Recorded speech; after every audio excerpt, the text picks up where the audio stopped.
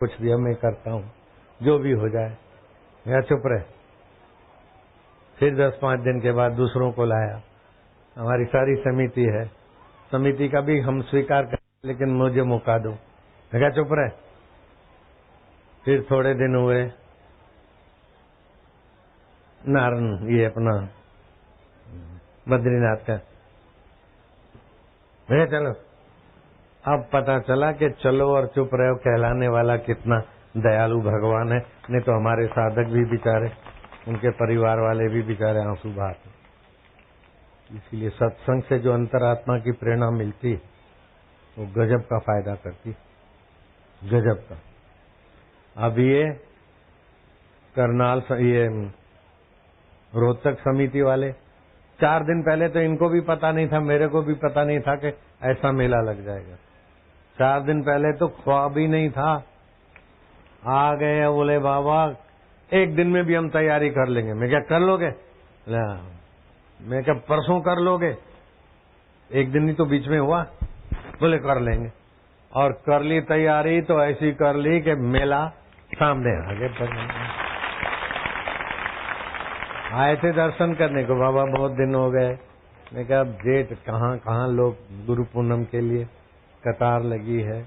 बोले बापू हमको तो बस 1 दिन बोलोगे ना, 1 दिन में हम तैयार हैं। मैं कहा 1 दिन तो फिर परसों होता है।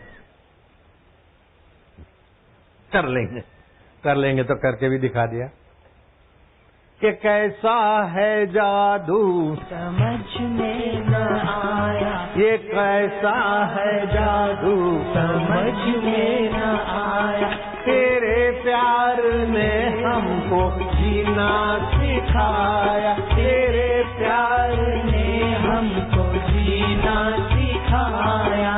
नारायण श्रीमन नारायण, नारायण श्रीमन नारायण, नारायण नारायण श्रीमन नारायण, नारायण नारायण। हरि ओम प्यारे मेरे ओम हरि ओम प्रभु ओम प्यारे ओम मेरे। हरि ओम हरि ओम हरि ओम हरि ओम हरि ओम हरि ओम हरि ओम ओम ओम ओम ओम ओम हरि ओम ओम ओम ओम ओम राम राम राम राम राम राम राम हरि हरि हरि हरि हरि हरि क्लीं कृष्णाय नमः गं गोविंदाय हरि ओम ओम ओम ओम गं गणपतये नमः ओम ओम हरि ओम ओम ओम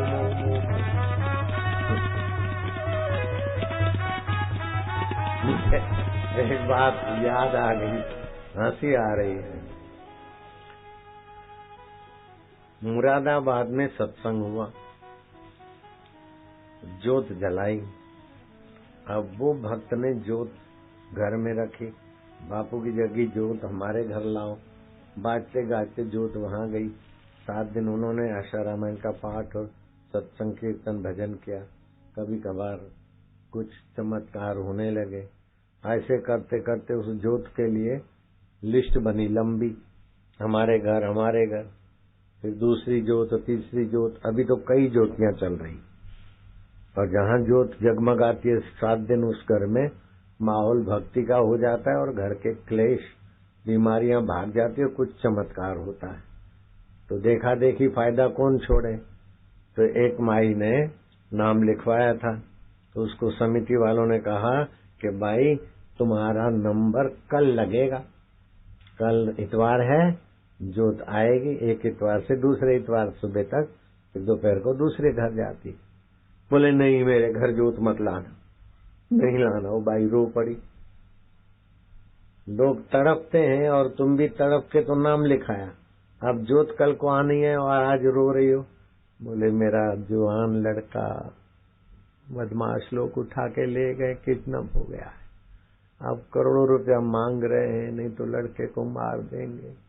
सारे घर में मातम छाया है। भाई देख लो, सत्संग में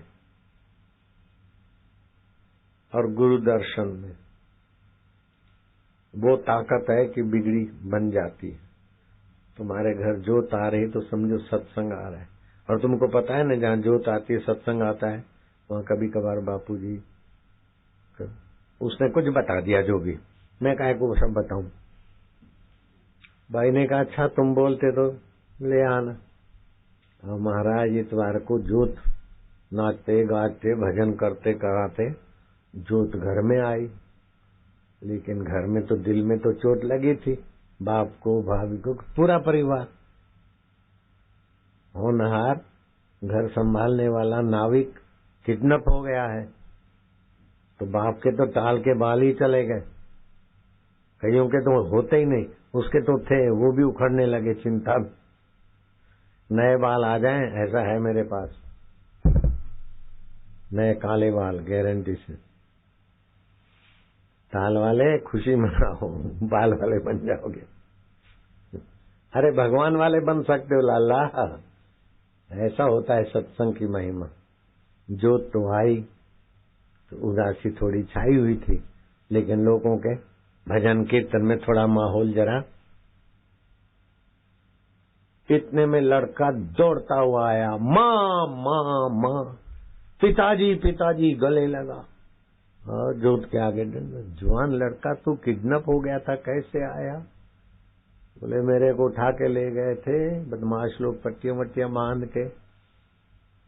सीढ़ी उतारी कुएं में और एक डबल रोटी दी और एक बोतल पानी दिया। बोले यही पीना है और ये स्टोरेज करना है, फिर यही पीना है, दूसरा पानी नहीं मिलेगा। बोतल से ऊपर से पियो, फिर पिया हुआ पानी इसी बोतल में खाली करो, फिर इसी को काम में लाना है। और तेरे बाप इतना करोड़ नहीं देगा तो फिर 2-4 दिन राह देखते, बाद में तेरे को इसी कुएं में, वो तो हमारे पास सब है, तेरे को पहुंचा देंगे। माँ रोती होगी, पिताजी ये करते होंगे, मैं ये ऐसा सोचता था।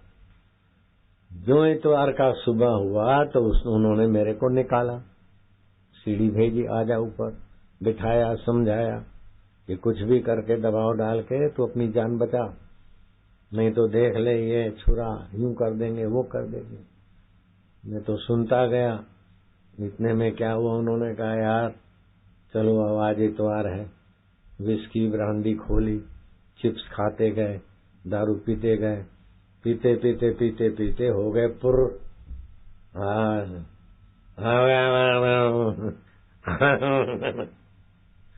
तो अपने पुराने एक दूसरे को डायलॉग सुनाए। मैं तो चुपचाप सिर झुका के देखता रहा।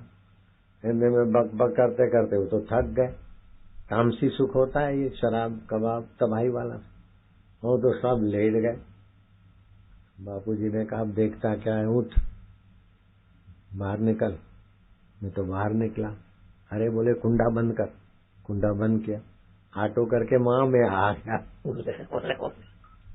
तो मैं तो आ गया, वो लोग अभी वहां बंद है जिन्होंने मुझे बंद किया। ये जोत ने ऐसी कोई प्रेरणा की कि उनको मैं बंद करके आ गया।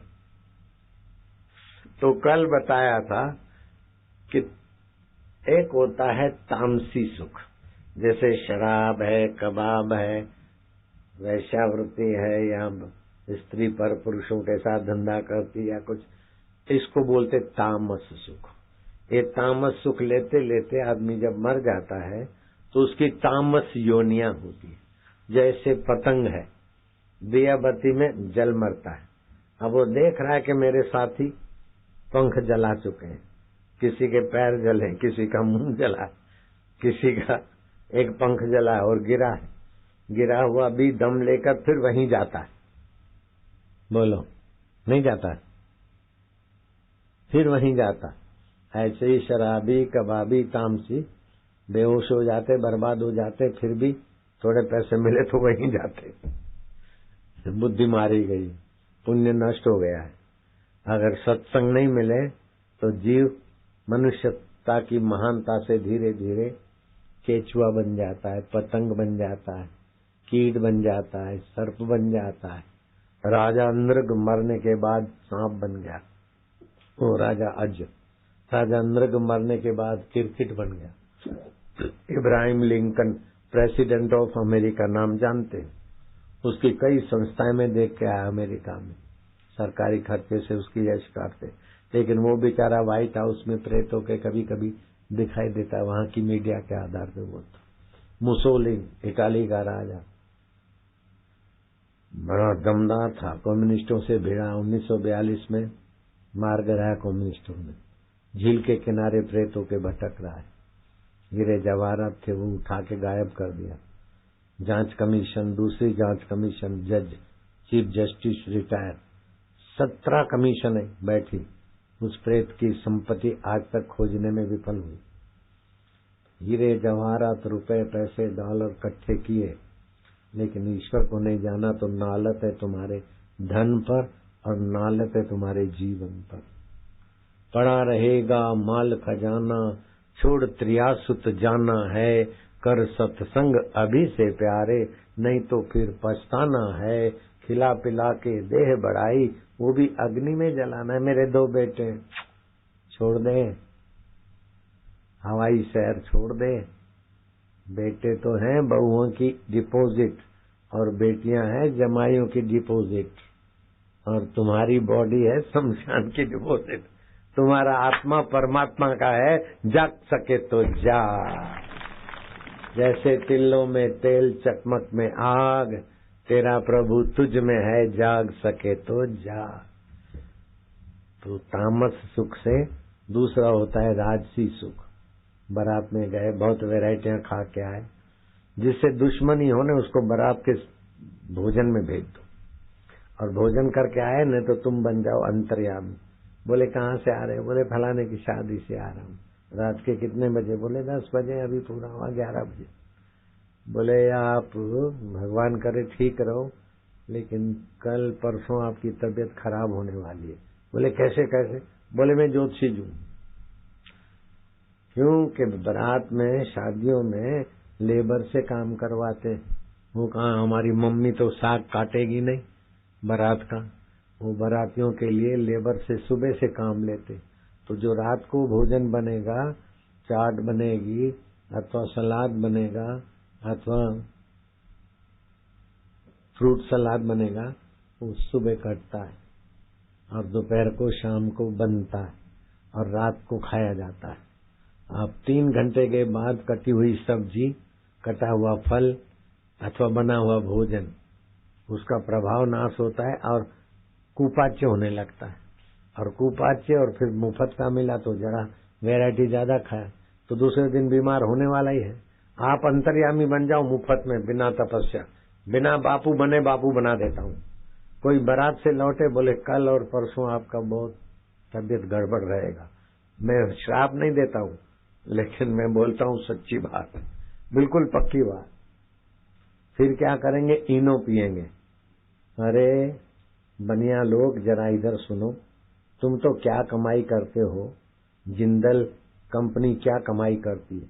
कमाई तो अंग्रेज के बच्चे जानते। जिंदल कंपनी 25 रुपए का लोहा 27 में देगी, 32 का 34 में देगी, 2 रुपये कमाएंगे, 4 रुपये कमाएंगे। कमाई तो अंग्रेज के बच्चे जानते हैं। इनो कंपनी है यूरोप की, 17 रुपए किलो, जांच कर लो अभी फोन करके, 17 रुपए किलो मिट्टी सोडा मिलती है और 55 से 60 रुपए किलो नींबू के फूल मिलते हैं। उनका मिश्रण करो मशीन में और फिर 5 ग्राम ग्लास में डालो तो इनो, तो 42 रुपए किलो पड़ेगा माल और बिकता है 1200 रुपए किलो। जिंदल कंपनी क्या पैसा बनाना जानती, मोहन क्या जाने पैसा कमाना।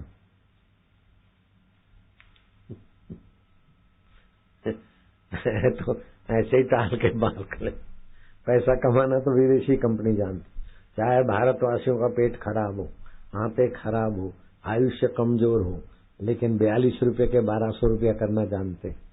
5 ग्राम इनो 6 रुपए में बिकते तो 1200 हुआ कि नहीं हुआ? फ्लेवर डाल दिया, जरा रंग ये कर दिया। बिजनेस करना है तो मैं बताऊं ना, नोट बनाने की मशीन है ये। इनो कंपनी खोलो, तुम इनो उसका नाम नहीं लो तो आंवला इनो कर दो, उसमें आंवला डाल दो तो नुकसान बंद हो जाएगा और हाजमा हो जाएगा और बारातियों की जान बचेगी।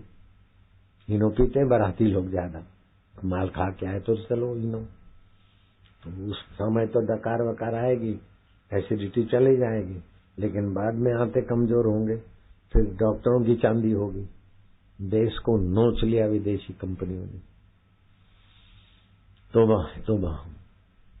अब क्या करें? जो जिंदल कंपनी है, मेरा चैलेंज स्वीकार है, तो सक्षम है, इनो की जगह आंवला इनो खोलो, और वो 1200 देते, तुम 800 में दे दो, फिर भी फायदा ही है। 42 रुपए का 800 होता है। एड बेड देना पड़ेगा शुरू में, साल के बाल नए आ जाएंगे खुशी खुशी में। देख लो, मजा है। सुन रहे हो तुम? मैं बिल्कुल परफेक्ट बात बता रहा हूँ। मिट्टी सोडा 17 रुपए किलो है, और नींबू के फूल 55 रुपए, कभी 60, उसमें चलते। तो 55 और 17 कितना हुआ? 72 हो गया। दूसरा खर्चा गिनो 82, पैकिंग में 84, तो 42 रुपए किलो हुआ। अब 42 रुपए किलो वाली चीज 1200 बिके, तो तुम 800 में बेचोगे तब भी कैसा रहेगा? और आंवला चूरन भी 40 रुपए किलो मिल जाएगा अच्छी तरह, वो थोड़ा डाल दिया तो आंवला इनो हो जाएगा। तो आंवला से तो फायदा होगा। जैसे आंवले का रस 10 ग्राम, आंवले का रस 10 ग्राम पानी, 10 ग्राम मिश्री, 10 ग्राम घी मिश्रण करके सुबह कमजोर व्यक्ति को पिलाओ, बूढ़े को पिलाओ तो भी जवान हो जाएगा। और टाल पे आंवले का रस लगा दो, सुबह जल्दी जल्दी उठ के, सारी गर्मी खींच लेगा और नए बाल फूटेंगे। थोड़ा आंवला का वो अपना च्यवनप्राश खाओ और नए बाल फूटने वाला तेल लगाओ, टाल पे बाल आ जाएंगे। कईयों को आ गए। तो रोहतक में जरा नमूना बन जाए ना भाई, मोहन जी को देख के आओ। मैं भी बोलूं भाई मोहन जी है रोहतक में प्रसिद्ध, उनकी टाल के बाल आ गए। करते नहीं है, क्या 200-400 रुपया खर्चा हो जाएगा कंजूस सेठ को। वैसे तो यात्रा दिखा ले, और बाकी अच्छे काम में बोले अभी नहीं, फिर करेंगे। आज भी से चालू हो जाओ, आंवला इनो खोलो और टाल के बाल लाओ, ठीक है? हंस के छड़ और देंगे, करेंगे नहीं। नारायण। अच्छा, आंवले का रस कोई भी आज लेता है तो होम्योपैथी, तुलसी होम्योपैथी, बोझो तुलसी होम्योपैथी बनवाई मैंने। गौशाला का मैदान है तो गौ झरण, गौ गोबर, वहां तुलसी उगाई। वो तुलसी इतनी प्रभावशाली कि उस तुलसी में से हमने तुलसी होम्यो बनवाई, और इतने सारे फायदा करते हैं कि 30 रुपए की इतनी बोतल पूरे घर को निरोग रखे। लेकिन आंवले की बोतल कोई लेता है तो उसको आज तुलसी होम्यो फ्री मिलेगा। 70 रुपए की बोतल है आंवला रस की, उसमें 30 रुपए की होम्यो तुलसी फ्री। क्योंकि मुझे विदेशी कंपनी नहीं चलाना है, मुझे तो देशवासियों की सेवा करना। और मैं तो आज सुबह भी धन्यवाद दे चुका उन देहाती लोगों को, गांव वालों लोगों को, और आर्य समाज और ऋषि दयानंद को ठीक से समझने वाले नर रत्नों को मैंने खूब खूब आज धन्यवाद दिया। और ये आपका रोहतक बड़ी बड़ी हस्तियों को प्रकट करने वाला रोहतक है। रोहतक जिले में घटाना गांव है। जाट कुल का एक सुकुमार 12 साल की उम्र में भैंसे चराते। भैंस चराते कोई संत मिल गए, जरा सत्संग सुना।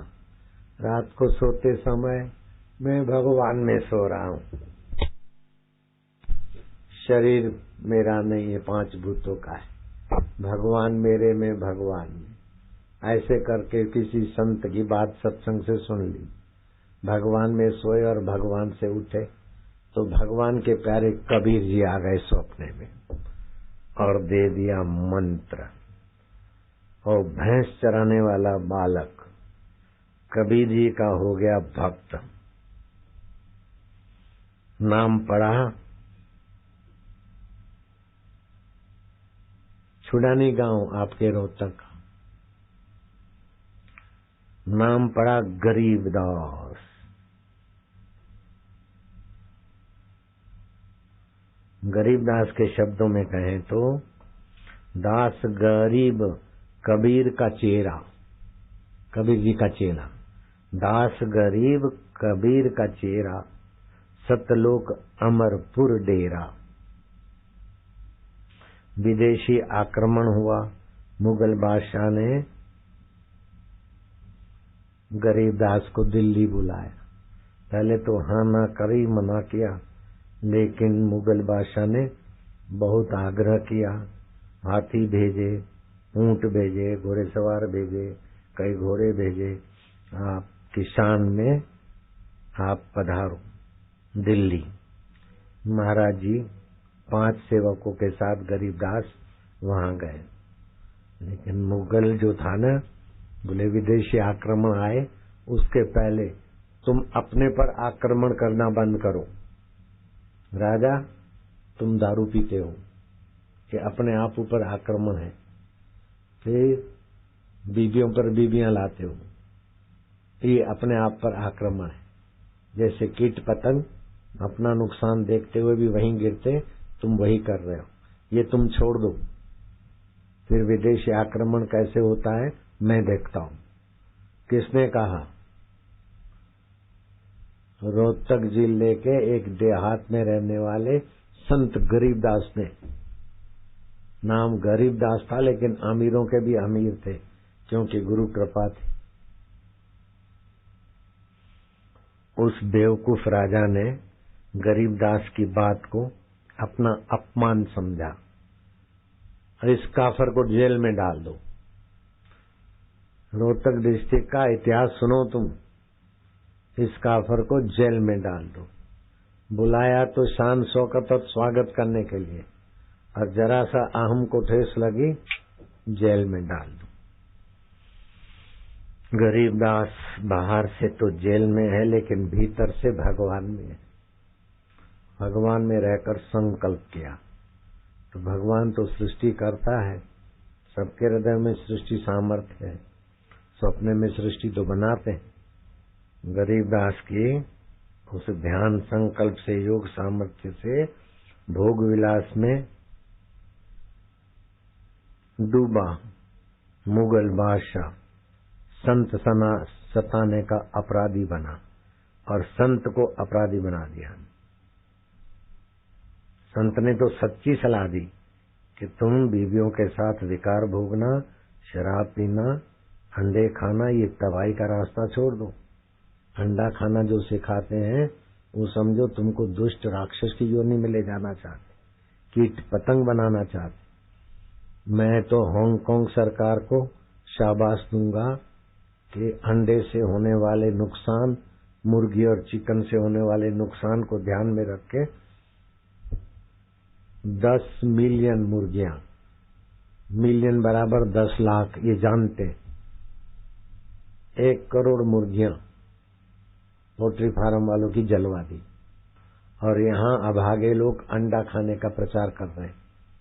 बच्चों को बोलते इसमें ये होता है, ये आता है। पढ़ाई के पुस्तकों में हिंदू और वैष्णवों के बच्चों को भी दुष्ट कीट पतंग की योनि में धकेलने का पाप कर रहे हैं। एक आंवले में जो शक्ति वो तुम्हारे अंडे में नहीं है। एक केले में जो कैलोरी है उतने अंडे में नहीं है। ऐसे प्रोटीन तुम्हारे एक मुट्ठी भर चनों में जो प्रोटीन है वो अंडे में कहाँ है? आओ हमारे साथ तर्क करो।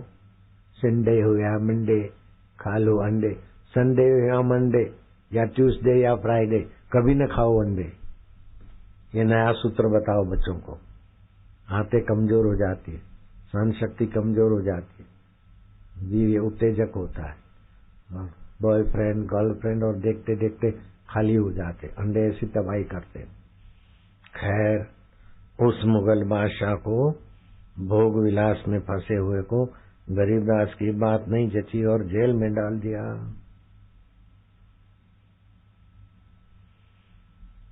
लेकिन जेल में होते हुए भी अपने आप को विलासिता से बचाए हुए गरीबदास ने योग धारणा की। और मुझे कौन रोक सकता है? ओम ओम ओम ओम दृष्टिपात किया, ताले खुल गए।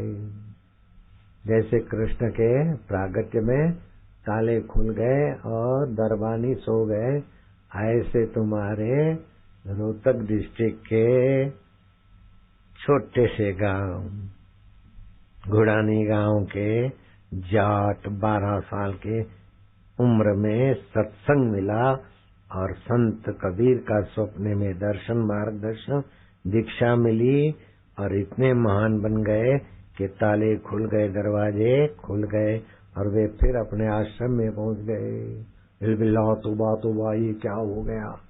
फिर से संदेशा भेजा कि रहमत करो, गुनाह माफ करो, 5 गांव देता हूं और आपका शान शौकत से स्वागत करता हूं। विदेशी शासन मुझे तबाह कर दे उसके पहले आप बचाओ। बोले तू जान, तेरा कर्म जाने, हम नहीं आते। गरीबदास फिर से नहीं गए तो नहीं गए। गरीबदास ने लिखा है, नाम रसायन पीजिए। मैंने कल पिलाया था थोड़ा सा। नाम रसायन पीजिए,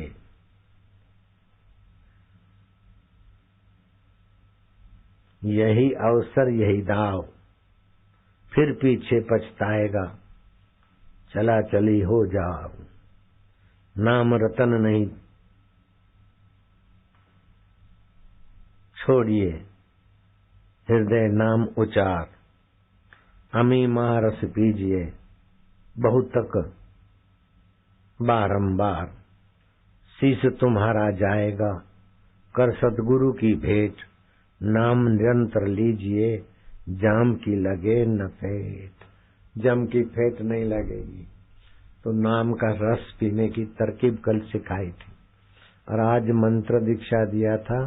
शुरुआत में होठों में जप होता है, फिर हृदय में होता है, फिर कंठ में होता है, फिर श्वास में होता है, जिसको जहां अनुकूल पड़े। तो जप के अर्थ में मन लग गया तो रस भी आता है, बुद्धि विलक्षण लक्षण से संपन्न भी होती है, रोग प्रतिकारक शक्ति भी बढ़ती है, भाग्य की रेखाएं भी बदलती। मूर्ख से मूर्ख, अनपढ़ से अनपढ़, मूर्ख भी ऐसा हो कि मोहन जी 25 रुपए तनख्वाह में भी नहीं रखे। महीने का 25 रुपया आप नहीं रख सकते। ऐसे मूर्ख लोग भी महान हो गए। बोले बाबा ऐसा कौन था? सुन लो। टाल को हाथ घुमाओ जरा। शाबाश है, आज्ञाकारी। सेठ होने का गर्व नहीं।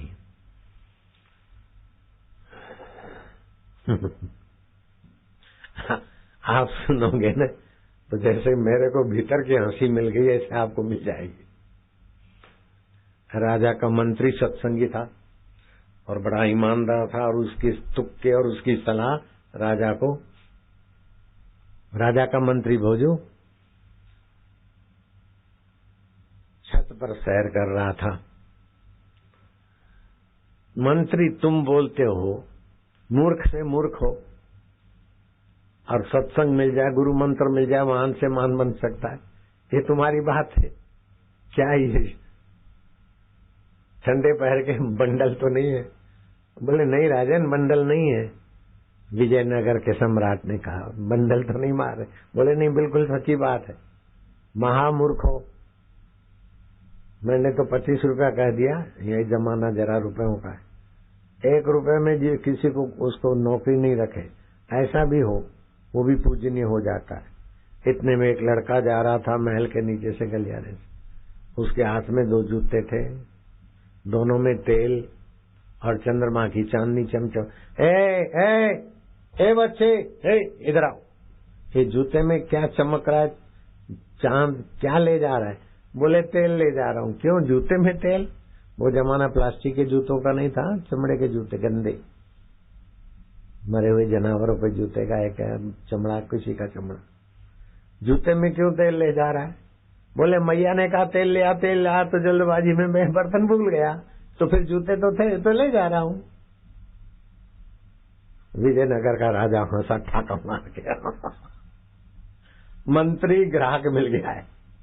मूर्ख से मूर्ख, महामूर्ख, वीआईपी मूर्ख महान बन सकता है, तो लो इसको बनाओ। लो हाथ पकड़ के दे दिया, ये लो नंग देता हूं तुमको, इसको महान बनाओ। बोले जरूर बनेगा। माँ बाप को बुलाकर सम्मति हो गई, गुरुकुल में भर्ती कर दिया। गुरुजी ने नरसिंह तापनी उपनिषद का मंत्र दिया। अब पढ़े भी, अब 10-15 माला मंत्र जप करे, तो मंत्र के रिपीटेशन से आदमी अपना काम करता है तो अपनी मेहनत का फल मिलता है, लेकिन मंत्र जपता है तो भगवान की ओर से फल मिलता है। मान लो एक कंगले आदमी ने रास्ता भूले हुए राजा का स्वागत कर लिया, उसको पता ही नहीं था ये राजा है। रोटी सब्जी जो कुछ तिक्रम था, सुबह की लस्सी थी और बाजरी की रोटी खिला दी। राजा ने कहा बेटा मैं तेज बहादुर राजा हूं, हाँ मैं जंगल में भटक गया था, तू कभी मेरे पास आना। तो जब वो जाएगा तो राजा उसको वही खट्टी 2 पैसे की लस्सी और 1.5 पैसे की बाजरी की रोटी खिलाएगा कि अपने शान शौकत के अनुसार खिलाएगा। जरा दिल पे हाथ रखो या तो टाल पे रखो, क्या खिलाएगा राजा? राजा जितना कंगले ने दिया वही चीज खिलाएगा या अपनी शान मान के अनुसार देगा? अरे कुछ तो बोलो, टाल वाले नहीं तो बाल वाले ही बोलो। क्या देगा? उतना ही, आधा गिलास लस्सी और बाजरी का टुकड़ा, उतना ही देगा कि खूब देगा? हाँ शाबाश, खूब देगा न। ऐसे ये जीव तो है बेचारा कंगला, कभी काम ने नोच लिया, कभी लोभ ने नोच लिया, कभी मोह ने, कभी चिंता ने, कभी अकर्म ने, कुकर्म ने, विकर्म ने। जीव बेचारा ठगा हुआ कंगला है। बाहर से भले रुपए पैसे हैं, लेकिन अंदर तो डर तो छुपा है, कहीं छूट न जाए, कहीं चला न जाए। अब छोड़ के मरो या जीते जी छोड़ो, जो मिला है वो तो छूटने वाला है। सत्कर्म कर लो तो आपका पुण्य, नहीं तो ठन ठन पाल। वो मर रहा था करोड़ी मल सेठ, मरा पिया कटे है। छोरों ने देखा कि ये नोटे रखी 100-100 की, दूसरे ने कहा ये तो दान में जाएंगे सदावर्त में। बनिए के छोरे भी बनिए थे पक्के, मारवाड़ी बनिया था। फिर वो 10-10 की 20-20 की नोटे खोल के बोले मरा पिया कटे। बोले अतरज पिया, मैं तो अतरा कमाई, अतरज पिया है, मरा पिया लाओगे? वो छोरे ने खोल के रुपयों का ढेर लगा दिया। लगा तो ढेर, लेकिन थे तो 10-10, 20-20 के खोले, 2-5-10 हजार होंगे। अतरा पिया ढल गया, दिया तो अटेर जाते तो गिया। अपने पसीने का अपने हाथ से सदुपयोग हो जाए तो हो जाए, कल किसने देखी। हमारे कई जप यज्ञ चलते, आओ भजन करो, भोजन करो, 40 रुपए ले जाओ, भोजन करो। किसी घर के 2 गए बूढ़े बुढ़िया जो नहीं कमाते, कई जगहों पर तो 40 रुपए दिन की नौकरी भी नहीं मिलती। ऐसे इलाके भी हैं भारत में, ओडिशा में, गुजरात में, राजस्थान में भी ऐसे लोग हैं कि बेचारों को 100 दिन का रोजी रोटी 100 रुपया। अब 100 दिन की रोजी रोटी, बाद में 265 दिन तो खाली बैठे बापू के सेंटर में आते, भोजन करो, भजन करो, ले जाओ। ऐसे कई सेंटर चलते, वहां कंजूसों का धन हम नहीं लेते, कंजूसों को तो हम जरा थोड़ा चुटकी ले लेते हैं। मेरे पास है, अभी यहाँ चला ना गोचर में, केदारनाथ के पास में गोचर पड़ती जगह, वहाँ अपना भंडारा चला। मिलिट्री वाले भी सेवा करते हैं बेचारे, वो भी खाते तो हमारे तो हैं, और लोग भी दूसरी जगह ऋषिकेश में जहाँ जहाँ पहुंच सके समिति वाले, गोचर से आ गए 40 किलोमीटर, वहाँ भी कुछ ऐसे परिवार, कई गांव तबाह हो गए। मैंने तो हरियाणा सरकार को भी कल चैनलों के द्वारा संदेशा भेजा, 25 गांव गोद लिए तो अच्छी बात है, लेकिन सरकारी कागजों पे सेवा न हो, सचमुच ठोस सेवा हो, उसमें हमको भागीदार करो, तन से, मन से, धन से। हमारा यहाँ से 10 लाख जाएगा तो गरीबों को 25 मिलेगा, और सरकार का 25 लाख जाएगा तो गरीबों को 10 मिले न मिले प्रश्नवाचक आ जाता है। बिल्कुल सच्ची बात है, चाहे कोई सरकार हो। आज अखबार में हमने सुना, ये जो बेचारे बह गए, जिनके गांव के गांव राहत कार्य सामग्री भेजी गई, कुछ ट्रकें तो गई नहीं, और ड्राइवर बोलते हैं हमारे पास डीजल का पेट्रोल का पैसा नहीं, हमको ये सामग्री बेचनी पड़ेगी, और वहीं सामग्री अनाधार अधिकारियों को लुटा रहे। जहाँ जरूरत है वहाँ एक घर में 200 ग्राम चावल 50 ग्राम पर हेड और 100 ग्राम दाल, मतलब 25 ग्राम पर हेड, 50 ग्राम चावल 25 ग्राम दाल। अब पहाड़ी लोगों की मजाक हुई कि नहीं हुई? ये क्या व्यवस्था है? अब इस सरकार का कसूर है ऐसा मैं नहीं बोलता हूँ, जहाँ भी व्यवस्था का कमी है, कसूर है, तो वहाँ मेरे को मौका दो। हम तन से भी सेवा करेंगे, मन से भी करेंगे और धन से भी करेंगे। हरियाणा सरकार को मैंने अपील कर दी, हमारे पास कई टीमें हैं, कई जगह पर सेवा कार्य चलते हैं, और हमारे सेवक ले भागू नहीं है, घर के पैसे लगाएंगे। मोहन जी को भेज दूंगा तो क्या करेंगे मोहन जी? वहां से चुरा के लाएंगे कि यहां से लेके जाएंगे? बोलो, चुरा के ला सकते हो तुम? है ताकत? तुम्हारे खून में नहीं है। जिसके खून में जो होता है वो करता है। अर्जुन को भगवान ने कहा तू चुप रह, युद्ध नहीं करूंगा, युद्ध नहीं करूंगा, तेरे संस्कार तुझसे युद्ध कराएंगे। आतताई जुल्म करे और तू चुप बैठे, साधु बन जाऊंगा, ये बन जाऊंगा, छोड़ ले बंडलबाजी, तेरे संस्कार तेरे से युद्ध कराएंगे। और अर्जुन ने युद्ध किया। एक फौजी ऑफिसर था, वो देखा कि वॉलंटियरशिप मिल रही है, इतने लाख मिल रहे, ब्याज पे लगाओ तो 1% से घर बैठे मुझे 1 लाख रुपया मिलेगा। मैं कहा को 40,000 की नौकरी करता हूँ, वॉलंटियरशिप ले लिया। अब घर में बैठा बंदा, जाओ मैं दही ले आता हूँ, फौजी के घर में कटोरा भी फौजी छाप पतीली, वो दही ले आ रहा था, और किसी को सूझी, अटेंशन, यूं फेंकी तपेली और अटेंशन संस्कार पड़े थे। अटेंशन सुनते ही तपेली छूट गई हाथ से, और बेचार मुट्ठी पर। ऐसे ही जिसमें जो संस्कार है वो काम करवा लेते। तो सत्संग से ऊंचे संस्कार पड़ते हैं, दिव्य संस्कार पड़ते हैं। ये जरूरी नहीं कि गरीब आदमी ही चोरी करता है, भूखा मरी चोरी करवाती बिल्कुल गलत बात है।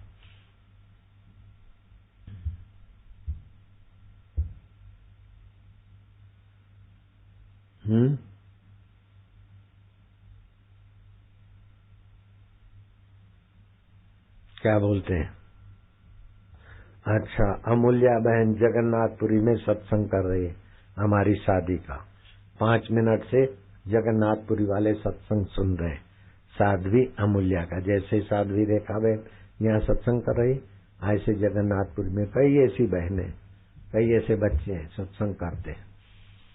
तो जगन्नाथपुरी में अभी मैं थोड़े दिन में आने का मन बनाया है, और जगन्नाथपुरी में जहाँ रामकृष्ण देव के गुरु महाराज थे तोतापुरी, उसी आश्रम में मेरा निवास होता है। और अभी वहां से 500 मीटर की दूरी पर कोई संत थे, वो आए हैं और बापू आश्रम वहां बनाना चाहते, आमंत्रण दे के गए। मैं देखता हूँ उस तरफ का प्रोग्राम बन रहा है। अमूल्या बहन के श्रोता, तुम्हारी प्रार्थना फलेगी तो मैं उधर भी आ जाऊंगा, नहीं तो भुवनेश्वर में तो पक्का आऊंगा। फिर जगन्नाथपुरी 60 किलोमीटर है, मैं जगन्नाथपुरी आऊंगा तो ठीक है, नहीं तो तुम आ जाना भुवनेश्वर। नारायण हरि। तो अब ध्यान से सुनना कि विजयनगर का राजा उस लड़के को पकड़ा देता है मंत्री के हवाले। मंत्री ने मंत्र दिला दिया और संस्कार मिले। वो लड़का 2-3 साल में माहौल के अनुसार कुछ सूझबूझ वाला बना। इतने में गर्मी के दिन थे और चिड़िया का घोंसला गिरा जिसमें बच्चा था, और 2 दिन पहले तो बच्चे अंडे में से बाहर आया तो पंख तो थे नहीं। अब वो छोरे को हुआ, कौन छोरा? श्रीधर नाम था उसका, और जूते में तेल ले जा रहा था। तुम रखोगे 25 रुपए में?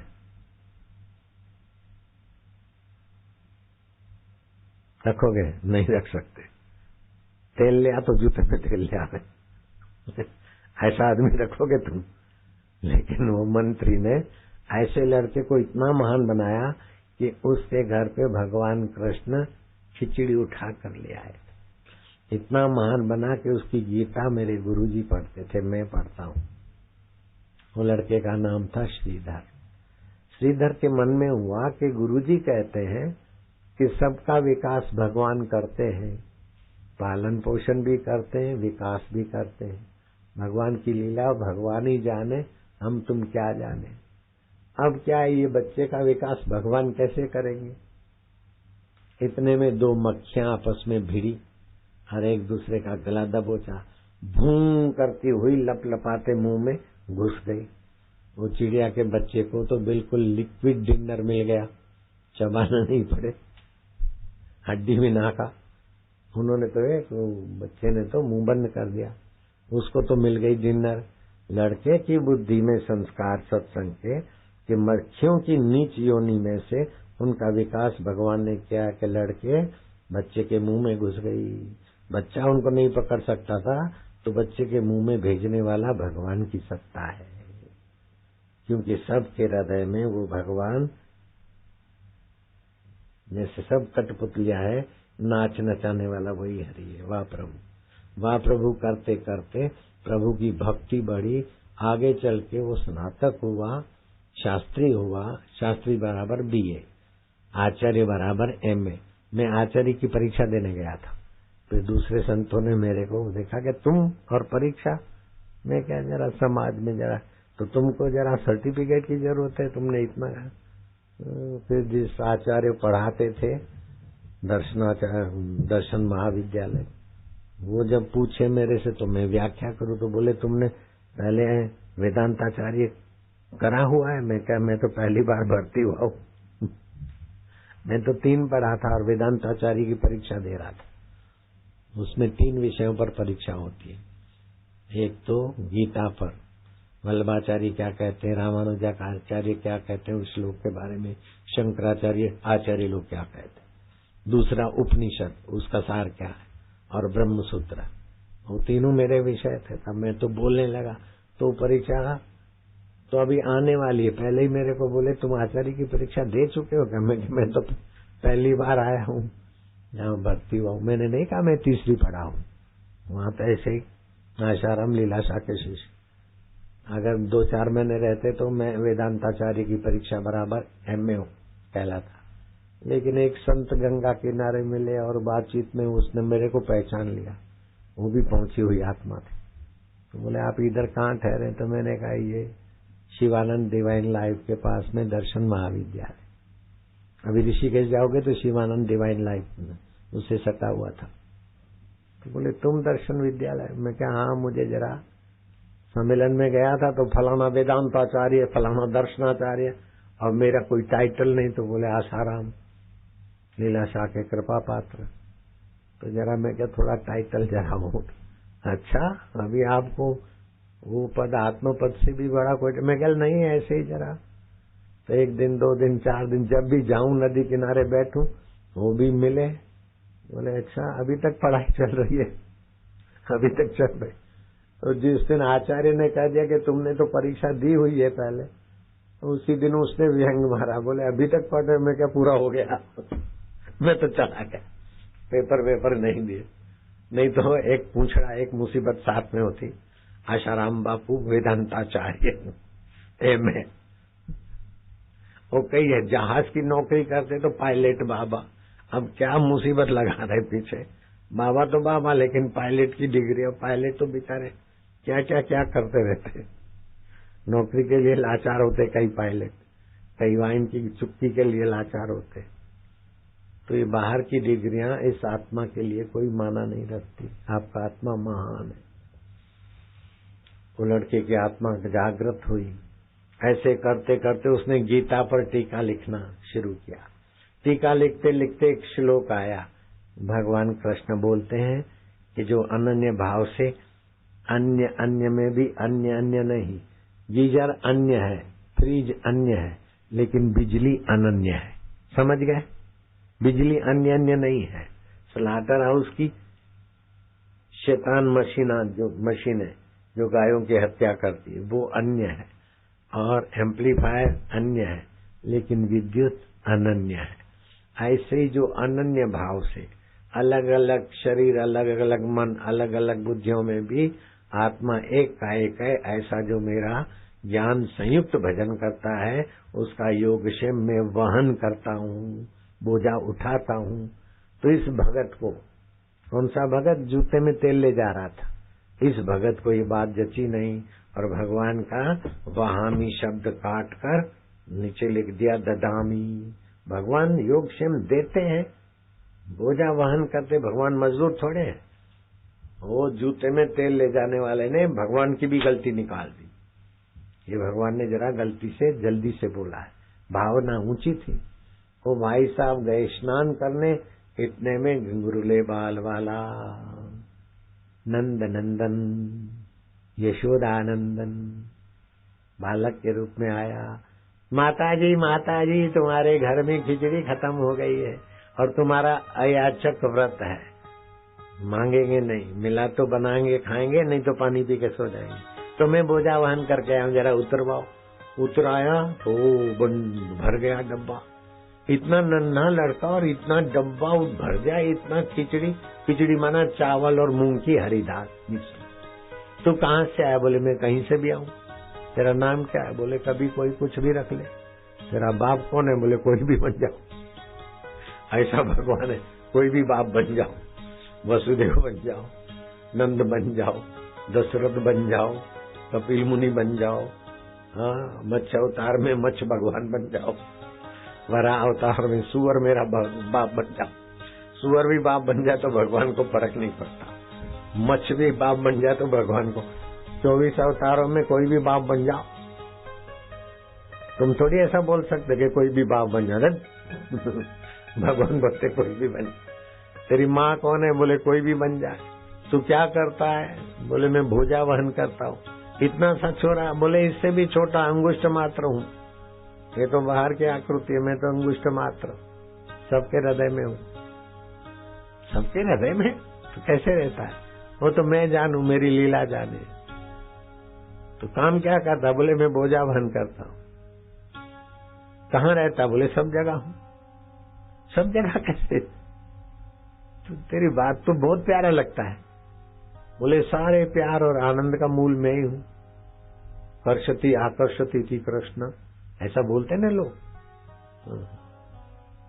तो तू तो बेटा बहुत अच्छा लगता है। अच्छा मैं जाता हूँ, अच्छा लगूं बुरा लगूं, मैं तो जाता। ठहर ठहर ठहर, तेरे मुंह पे चाटा किसने मारा? बोले तुम्हारे पति ने अभी मेरे मुंह पे चाटा मारा, फिर स्नान करने गए। देखो होठ सूज गया, खून बह रहा है। वो तो देखते देखते अंतर्धान हो गए। पति आए तो पत्नी ने क्लास ली। पत्नी तो सदाचारी ने, आप तो धर्मात्मा है, आप निर्दोष बच्चे के मुंह पर चाटा मारा। बोले नहीं, तो सारी बात सुनाई। तो जो जूते में तेल ले जा रहा था वो आदमी समझ गया कि ये तो श्री कृष्ण थे, और जिसने रूबरू बातें की और देखा वो नहीं समझ पाई। तो जूते में तेल ले जाने वाली बुद्धि भी कैसी बढ़िया हो गई कि वो श्रीधर स्वामी चट से समझ गए, और उनकी गीता ऐसी हुई कि जो भी पढ़ता लिखता है तो धन्य धन्य बोलता है। ऐसे तो एक से एक दृष्टांत है। माँ मर गई, बाप मर गया, 5 साल का प्रीतम छोरा अहमदाबाद स्टेशन पर भीख मांगता है अंधा, सूरदास मुझे कुछ दे दो, माई बाप मर गए हैं, अंधा हूँ, दया करो। किसने कहा चल सत्संग में, गया सत्संग में। सत्संग में संत ने भोजो प्रीतम को सुनाया। जो सूरदास सुन रहा था कि आदमी अपने को तुच्छ न माने, माँ नहीं है तो क्या हो गया, बाप नहीं है तो क्या है, जगत का माई बाप अपने साथ है। प्रताप सिंह पिता मर गए, जय कुंवर भाई माँ मर गई। महंत भाईदास ने सुनाया कि माँ मर गई, बाप मर गया, पति मर गया, मेरा कोई नहीं है, ये हीन विचार न करो, मेरा माई बाप और पति परमात्मा सदा साथ में है। शरीर मर जाता है तो भी जो नहीं मरता वही मेरा सब कुछ है। और उसका मंत्र कोई गुरु दे दे तो बेड़ा पार हो जाता है। तो ये सूरदास प्रीतम ने भाई महंत भाईदास जी से मंत्र दीक्षा मांगा। महंत भाईदास इतने ईमानदार रहे होंगे कि अभी मिल जाए तो मैं अभी उनको प्रणाम करूं। उन्होंने कहा बेटा मैं तो कथा वाचक हूँ, मैं तो अपना पेट गुजारा करता हूँ, महंत नाम रख दिया गया है, मैं संत नहीं हूँ। संत जब मंत्र दीक्षा देंगे तो मंत्र चेतन होता है। मोहन के फैक्ट्री से अथवा दुकान से केबल उठा के लाओ तो आपके फ्रिज में कुछ नहीं होगा, लेकिन पावर हाउस से पतली केबल भी आएगी तो गीजर फ्रिज सब में जान आ जाएगी। हम मोहन जी खरीद के केबल दे दे और बैठे रहो, इंतजार कुछ नहीं होता, तो बेच के उनकी जेब में पैसे वापस करो। पावर हाउस का कनेक्शन होना चाहिए। ऐसी मोटी केबल को क्या करें हम, पावर हाउस से जुड़ी बिना केबल क्या करेगी। तो महंत भाईदास ने कहा कि हम तो वो केबल है सेठ के दुकान की, सेठ के घर की, असली केबल तो संत है। तो फिर गुरु गोविंद राम जी से मंत्र मिला और गोविंद राम जी ने मंत्र दीक्षा देकर कुछ टेक्निक बता दी। वो सूरदास लड़का इतना बढ़िया हो गया, इतना उसकी वाणी खुली। वो जब पहले तो भीख मांगता तो लोग धक्के मारते, अब तो केवल थोड़ा सा सत्संग करता है या कुछ बोलता है तो लोग सिर झुकाते। एक पंडित, दूसरा पंडित, तीसरा, 4 पंडित उसका सत्संग लिखते थे। 52 तो आश्रम हो गए उनके गुजरात में। और संदेशर में उनकी समाधि में देखने गया। और हस्तलिखित उस जमाने की 1770 में जन्म हुआ था और 1785 में तो वो संत महापुरुष के नाम से प्रसिद्ध हुए। 52 मंदिर है संदेशर में, उनकी समाधि है। और रोमारोला विदेश के संत के ट्रस्टी आए और उनकी प्रतियां लेकर उन्होंने अंग्रेजी में अनुवाद किया, हिंदुस्तानियों ने हिंदी में छपवाया, गुजरातियों ने गुजराती में छपवाया। और आशाराम बापू बिना बुलाए वहां जाके आया। कौन था? उस सूरदास था, भीख मांगता था, केवल सत्संग। आज सुबह शास्त्र में आया कि सत्संग जिसको मिल गया उसके लिए लाखों तीर्थ हो गए, लाखों यज्ञ हो गए, लाखों तर्पण हो गए, उसको भटकने की क्या जरूरत है। तो मुझे बोलते थे कि बद्रीनाथ में चलो, मैं चुप रहे बाबा जी हम लोग व्यवस्था करेंगे, आप खाली हाँ बोल। बद्रीनाथ के लिए तारीख क्या छोड़ो। अब पता चला कि जब आवाज नहीं आता था और ये रोहतक वाले 4 दिन पहले आए, बाबा जी मैं क्या गुरु पूनम का चल रहा है टाइम, बोले 1 दिन में हम तैयारी कर लेंगे। तो मैं क्या परसों करोगे? बोले हाँ।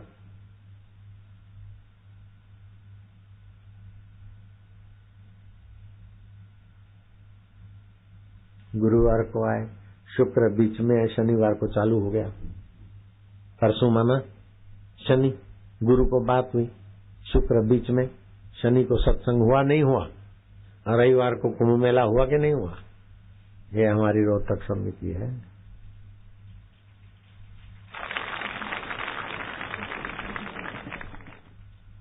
तीर्थ नाए एक फल, संत मिले फल 4, सतगुरु मिले अनंत फल, कहत कबीर विचार। अब भीमाणी वाले आए। अब भीमाणी वाले बोले वाह वाह, मैं क्या देखो उन्होंने तो एक दिन बीच में मिला और ऐसा कर दिया। बोले वाह वाह, हम भी एक दिन में कर लेंगे, आधे दिन में कर लेंगे, आप हाँ बोल दो। अब मुझे हैदराबाद में प्रोग्राम दे रखा है मैंने, फिर रायपुर में दे रखा है, भुवनेश्वर में दे रखा है, फिर भी भीमाणी वालों को और बहादुरगढ़ वालों को मैं निराश नहीं करूंगा, कुछ जुगाड़ जमाता हूं।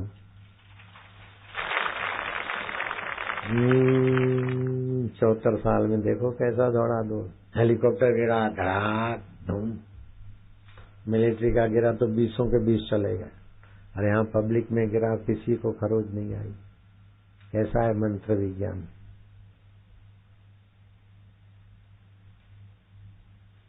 हिंदुस्तान का स्पीकर चला गया हेलीकॉप्टर के हादसे में। आपके भी तो चले गए हेलीकॉप्टर के हादसे में बेचारे। हाँ, जिंदल परिवार में से।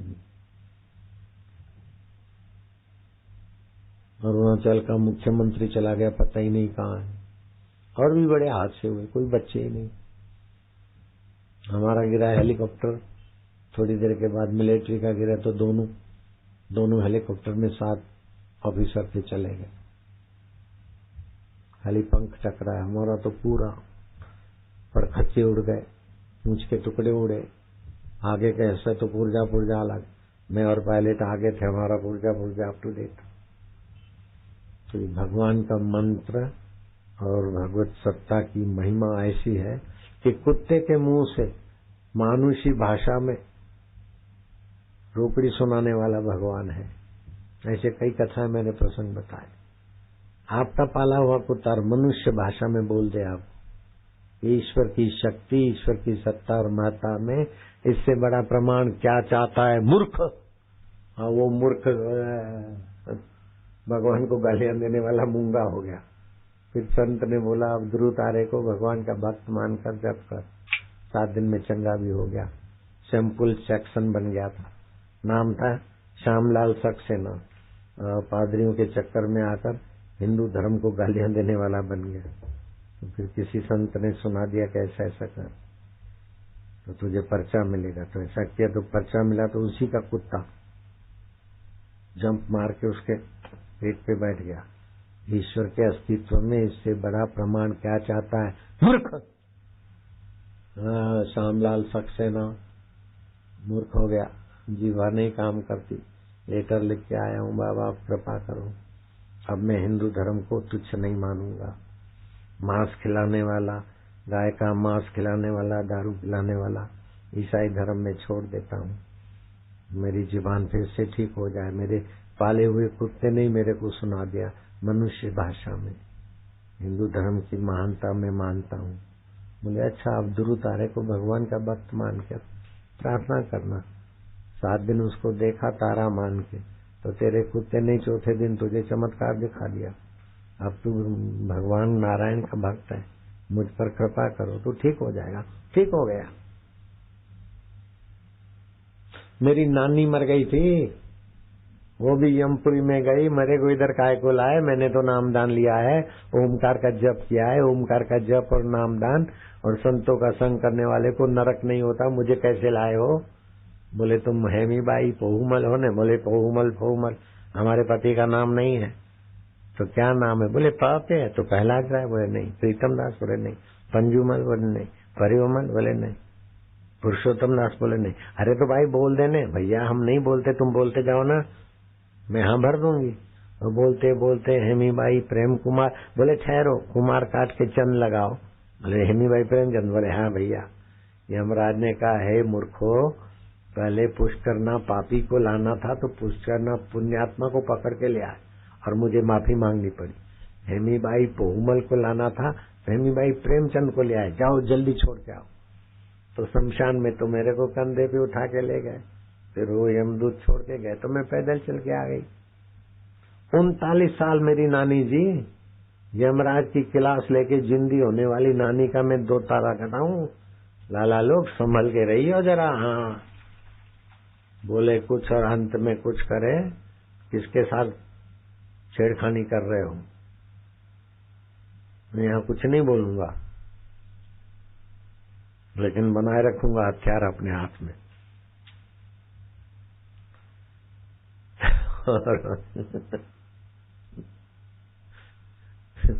ऐसे नानी का मैं दोता हूँ, आप संभल के रहियो, अभी रेलगाड़ी चलाऊंगा, खड़े मत होना। खड़े रहोगे ना तो टॉफी आएगी मशीन में, दौड़ लगेगी।